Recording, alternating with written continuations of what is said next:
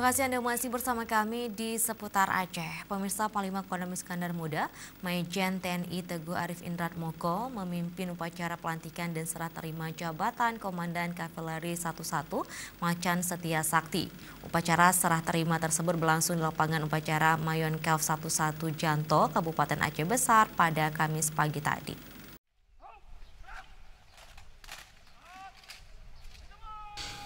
Upacara serah terima jabatan Komandan Kavaleri 11 Macan Setia Sakti dari Letkol Kavaleri Eko Julianto Ramadan kepada Mayor Kavaleri Mahdan Almarhirsyah dipimpin langsung oleh Panglima Kodam Iskandar Muda Majen TNI Teguh Arif Indratmoko. Dalam sambutannya, Pangdam mengatakan serah terima jabatan ini merupakan hal yang biasa dalam suatu organisasi TNI Angkatan Darat guna meningkatkan kualitas kinerja organisasi dalam pencapaian tugas pokok Kodam Iskandar Muda. Pangdam juga menambahkan Batalion Kavaleri 11 Macan Setia Sakti mempunyai tugas pokok penyelenggaraan pertempuran di darat dengan menggunakan kendaraan tempur berlapis baja dengan peralatan utamanya dan melaksanakan perkuatan kepada satuan kewilayahan dalam rangka mendukung tugas pokok Kodam Iskandar Muda. Dengan demikian, Komandan Batalion harus mempunyai kekuatan, keunggulan dan pandangan jauh ke depan, memiliki ide dan gagasan, serta menguasai taktik dan strategi untuk mencapai keberhasilan tugas yang dijalankan,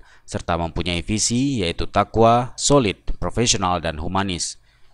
Hal ini kita laksanakan karena perlu penyegaran organisasi, agar satuan-satuan yang adakan serah terima ini terjaga kinerjanya, soliditas satuan, serta kemampuannya dimiliki terus terpelihara dengan baik. Upacara sertijab dan Yon Kavaleri 11 Macan Setia Sakti tersebut juga dihadiri para pejabat utama di jajaran Kodam Iskandar Muda dan Polda Aceh, serta unsur Forkopimda, jajaran pemerintah Kabupaten Aceh Besar.